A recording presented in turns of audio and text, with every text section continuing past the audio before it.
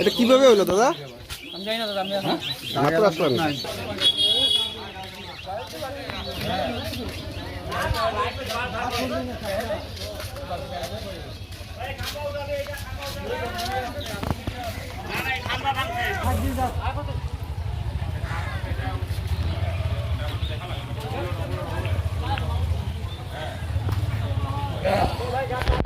গাড়ীটো টাৰ্ণিং লোৱাৰ সময়তে এই জিঅ' তাৰবিলাক যে লগাইছে অভাৰলোড, গাড়ীটো অভাৰলোড হ'ব পাৰে, নহয়তো এইটো জিঅ' পোষ্টটো বেয়া হ'ব পাৰে।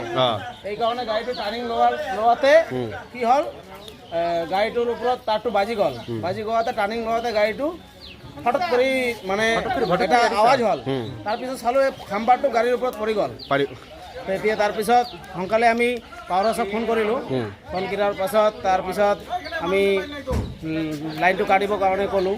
তাৰপিছত আমি গাড়ীটো কি অভাৰলোড আছিল মাতিলোঁ, গাড়ীৰ ড্ৰাইভাৰক ৰ'বৰ কাৰণে ক'লোঁ।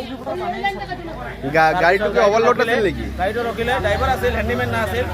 সেইকাৰণে ঘটনাটো হ'ল। ড্ৰাইভাৰটো খালি ষ্টেৰিঙত বহি থাকে, ইধাৰ ফালে বাপ আচালে নাচায়, হেণ্ডিমেনো চাব লাগে। হেণ্ডিমেন নাই, সেইকাৰণে আজি ঘটনাটো হ'ল।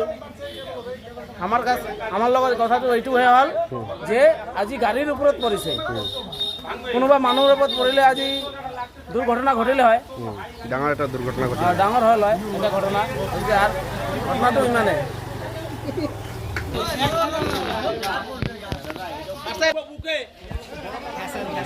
আরে সেটা শোনা, কাঠ পুরে যাবো কাঠ ডাইরেক্ট বুকে ঢুকবো, ডাইরেক্ট মিডিলে।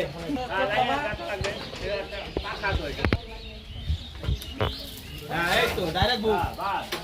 হ্যাঁ ফাইনালি লাইন কাটা হয়ে গেছে।